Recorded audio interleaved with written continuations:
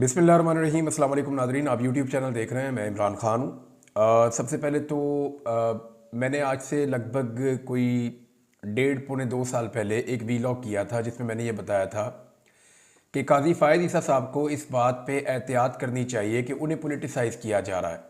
मैंने आपको ये बताया था अपने वीलॉग में, अपने अगवा होने से पहले मैंने ये वीलॉग किया था। उसमें मैंने कहा था कि काजी फ़ायद ईसा पाकिस्तान में चीफ़ जस्टिस बनने जा रहे हैं, लिहाजा उन्हें हर किस्म की सियासत से अपने आप को दूर रखना चाहिए। और पॉलिटिकल पार्टीज़ अपनी सियासत के लिए उनके नाम को इस्तेमाल कर रही हैं, ख़ास तौर पे PMLN पीपल्स पार्टी, ये उनको मुतनाज़ बना रहे हैं और वो चीफ़ जस्टिस बनने से पहले ही तनाज़ात का शिकार हो रहे हैं। फिर आपने देखा कि काजी फ़ायद ईसा साहब चीफ़ जस्टिस बने और वो उन तनाज़ात में इतनी बुरी तरह घिर गए कि वो उनमें से निकल नहीं सके। फिर एक के बाद एक काजी साहब वो चीज़ें करते रहे कि अब तारीख में हमेशा के लिए उनका नाम लिखा जाएगा एक मुतनाज़ चीफ़ जस्टिस के तौर पे। उनके दौर को एक स्याह दौर के तौर पे याद रखा जाएगा। काजी फ़ायद ईसा साहब जिस दिन रिटायर हो रहे हैं, पाकिस्तान की तारीख में पहली मरतबा वकला उस दिन यौम निजात मना रहे हैं। ये चीज़ें पहले कभी किसी चीफ़ जस्टिस के साथ नहीं हुई जो इस वक्त काजी फ़ायद ईसा साहब के साथ होने जा रही है। अब जस्टिस याह्या अफरीदी साहब को भी इस हुकूमत ने उनके चीफ़ जस्टिस बनने से पहले ही मुतनाज़ कर दिया है। अब ये तो उनका कंडक्ट तो तय करेगा, जब वो आएंगे तो वो किस तरह केसेस उठाएंगे, कैसे वो फैसले करेंगे। वैसे तो उनसे बहुत सारी पावर्स वापस ले ली गई हैं। वो एक ऐसे चीफ जस्टिस हैं जिनके पास माजी में जो चीफ जस्टिस रहे हैं उनसे कम इख्तियारात होंगे जस्टिस याह्या अफरीदी साहब के पास, लेकिन उन्हें पहले ही मुतनाज़ बना दिया गया है, जैसे काजी फ़ायद ईसा साहब के साथ हुआ था। यानी MQM ने, पीपल्स पार्टी ने और नून लीग ने उन्हें पसंद किया और उन्हें चीफ जस्टिस बना दिया।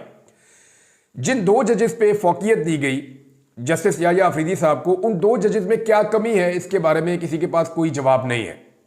जस्टिस मंसूर अली शाह साहब ने कहां पे क्या गलत किया, किसी के पास कोई जवाब नहीं है।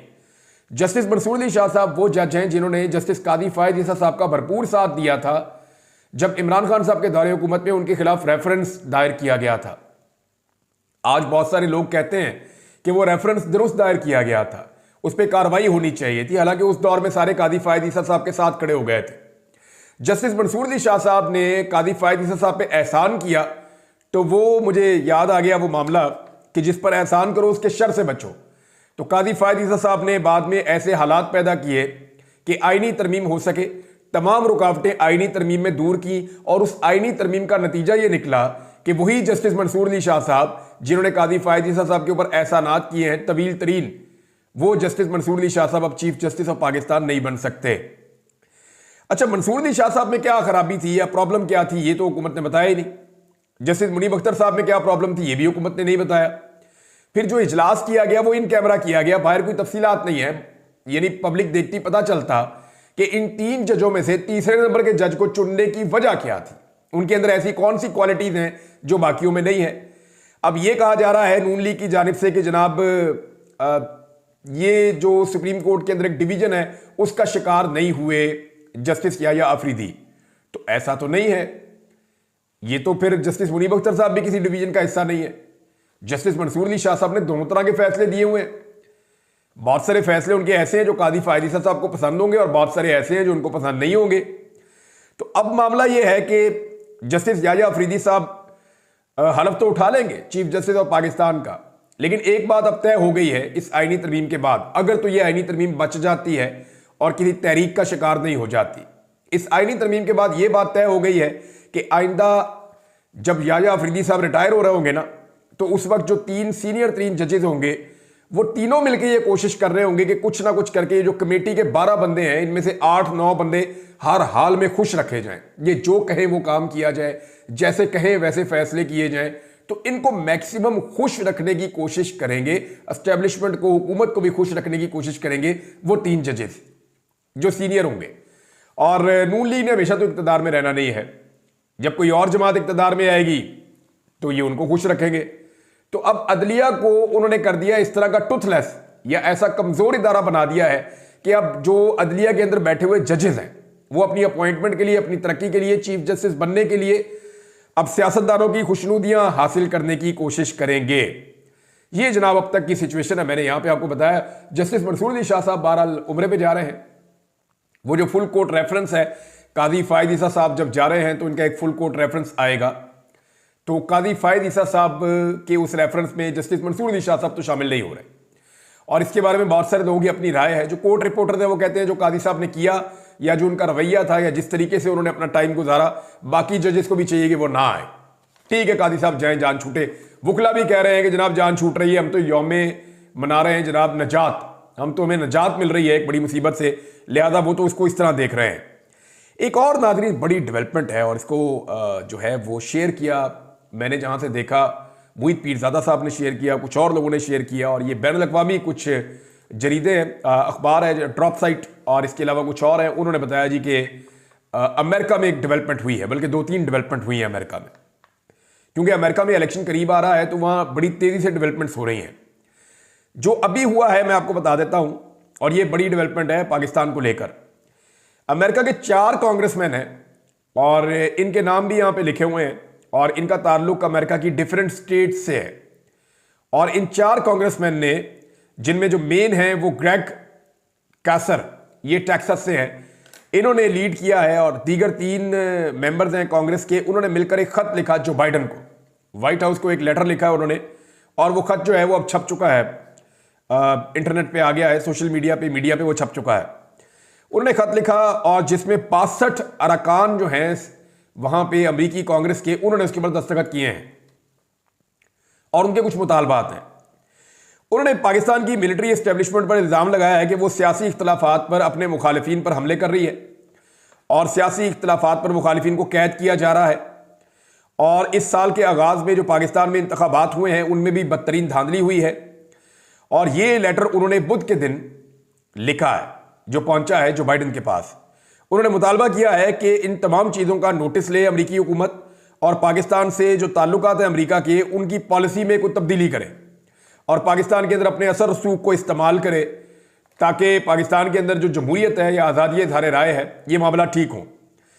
इस खत में इमरान खान साहब जो जेल में बंद हैं उनकी रिहाई का भी खुला मुतालबा किया गया है। अमेरिकी हुकूमत इमरान खान और दीगर सियासी कैदियों की रिहाई के लिए अपना असर रसूख इस्तेमाल करे। इंसानी हुकूक की खिलाफ वर्जियों को रोकने के लिए भी अमेरिकी हुकूमत अपना किरदार अदा करे। पाकिस्तान के अंदर जो अशराफिया या ताकतवर हल्के इंसानी हुकूक की खिलाफ वर्जियों में मुलव्वस हैं, उनके असासे जब्त किए जाएं। अच्छा, अमेरिकन जब ये कहते हैं तो अमेरिकन असासे सिर्फ अमेरिका में जब्त नहीं करते, वो यूरोप में, कनाडा में, वहां भी करवा देते हैं। तो उनके पास, क्योंकि वो क्लेम करते हैं सुपर पावर है, तो वो बाकी मुल्कों को भी इन्फ्लुएंस करते हैं कि जनाब हमने कर दिया, अब आप भी कर दें। तो ये कहा गया जी इनके असासे जब्त किए जाएं और उन पर सफरी पाबंदियां भी आयद की जाएं। ये जनाब मुतालबे हैं इस लेटर के अंदर जो 65 अरकान है उन्होंने लिखा है। खासतौर पर इसमें पाकिस्तान के आर्मी चीफ को भी, उनका भी नाम उसके अंदर लिखा गया है। और जरीदे ने लिखा है कि अमरीकी कानून साज तवातर के साथ पाकिस्तानी एस्टेब्लिशमेंट के हवाले से मुतहर्रिक हैं और पाकिस्तान के बारे में अमरीकी पॉलिसी में इस्लाह का काम जो है वो आने वाले दिनों में हो सकता है। इसके अलावा बताया गया कि 4 मजीद अरकान हैं कांग्रेस के, वो भी एक लेटर लिख चुके हैं और वो लेटर तैयार हो चुका है, लीक भी हो गया, पता है सबको उस लेटर में क्या लिखा है, ऐसा ही कंटेंट है उसका भी। और ये लेटर ज़ेरे गर्दिश भी है और इसमें भी अभी तक कांग्रेसमैन के दस्तखत करवाए जा रहे हैं, यानी वहां पे भी काफी सारे कांग्रेसमैन जो है उन्होंने दस्तखत कर दिए हैं, जो रह गए हैं उनके दस्तखत करवाए जा रहे हैं। और ये लेटर भी जल्द व्हाइट हाउस इंतजामिया को भेजा जाएगा। इसके अलावा जी अमेरिका में एक तंजीम है पाकिस्तानियों की, जिसे कहते हैं Pakistan American public affairs committee, यानी उसे कहते हैं पाक PAC, यानी Pakistan American public affairs committee. ये तगड़ा एक पाकिस्तान का ग्रुप है पाकिस्तानियों का, बहुत सारे इसमें प्रोफेशनल्स हैं पाकिस्तान के, और पाकिस्तानियों की कम्युनिटी का एक बड़ा हिस्सा जो है उन्होंने अपने साथ इसको जोड़ा हुआ। और बहुत सारी तंजीमें भी है अमेरिका में, वो बहुत बड़ा मुल्क है, पाकिस्तानी बड़ी तादाद में वहाँ पे रहते हैं, तो पाकिस्तानियों का वोट बैंक भी है अमेरिका में, क्योंकि वो ओवरसीज पाकिस्तानी है, वो वहाँ पे वोट डाल सकते हैं डोनाल्ड ट्रंप को या कमला हैरिस को, दोनों में से किसी एक को वोट डाल सकते हैं। अच्छा, इनकी एक कमेटी है जो पाक PAC की है, उन्होंने मुलाकात की जी डोनाल्ड ट्रंप से और कमला हैरिस से। उन्होंने मुलाकातें की और पाकिस्तान की सूरत हाल से आगाह किया और सवाल जवाब किए कि आपकी पाकिस्तान के बारे में क्या पॉलिसी है, ताकि हम पाकिस्तानियों की सपोर्ट जो है उसका फैसला करेंगे, हमारे ज़रिए से जो पाकिस्तानियों की सपोर्ट आनी है वो किसको आनी चाहिए।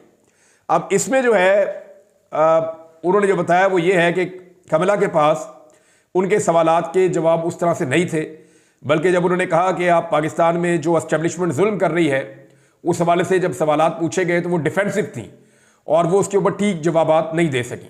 तो उसके बाद ये जो कमेटी है, Pakistan American public affairs committee, इसने ट्रंप की ओपन हमायत का ऐलान कर दिया और उन्होंने कहा जी हम ट्रंप की हमायत करेंगे, क्योंकि उनके बकौल उन्हें इस बात का अंदाजा हो गया है कि डेमोक्रेट्स आते हैं तो पॉलिसी नहीं बदलेगी और वो पाकिस्तान में फस्तायत पर इसी तरह रहेंगे जैसे इस वक्त अमेरिकन हैं, यानी इमरान खान जेल में रहेंगे, पाकिस्तान में मार्शल लॉ जैसी सूरत हाल रहेगी और एक मैंडेट के बगैर जो हुकूमत है वो पाकिस्तान में चलती रहेगी।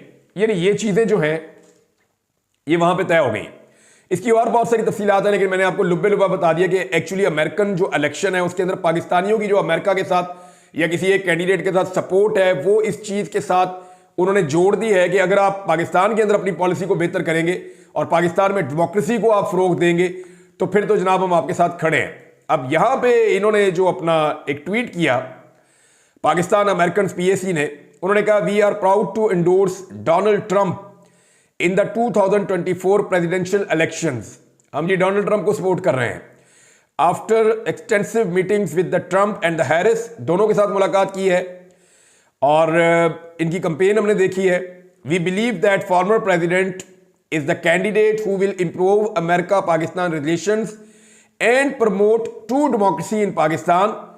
और इसके बाद उन्होंने कहा जी हमारी नीचे पूरी स्टेटमेंट है, ये भी आप पढ़ दें। वो कह रहे हैं जी अब ट्रंप ही है जिससे हमें उम्मीद है वो पाकिस्तान के अंदर जमहूरी आज़ादी के लिए या हकीकी जमहूरियत के लिए वो किरदार अदा कर सकता है।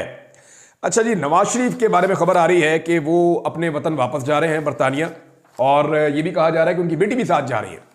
हो सकता है मरियम नवाज का नाम इसलिए लिया गया हो ताकि लोग ज्यादा तनकीद करें, फिर मरियम रुक जाए, नवाज शरीफ चले जाए तो वो कहे देखो जी मरियम नहीं गई, लेकिन जा भी सकते हैं। उनका देश है, उनकी प्रॉपर्टी है, उनके बच्चे हैं, उनका कारोबार है, उनकी एजुकेशन है, उनका इलाज है, हर चीज उनकी वहीं पे होती है, तो उनको जाना होगा। मियाँ साहब रुके हुए थे, सिर्फ इस आईनी तरमीम के लिए रुके क्या हुआ थे, उनको रोका हुआ था कि आईनी तरमीम करवाओ, तो मियाँ साहब जाओ। तो मियाँ साहब जनाब ये आईनी तरमीम करवाने के बाद अपने देश जा रहे हैं बरतानिया, और उनकी बेटी भी हो सकता है जा रही हो।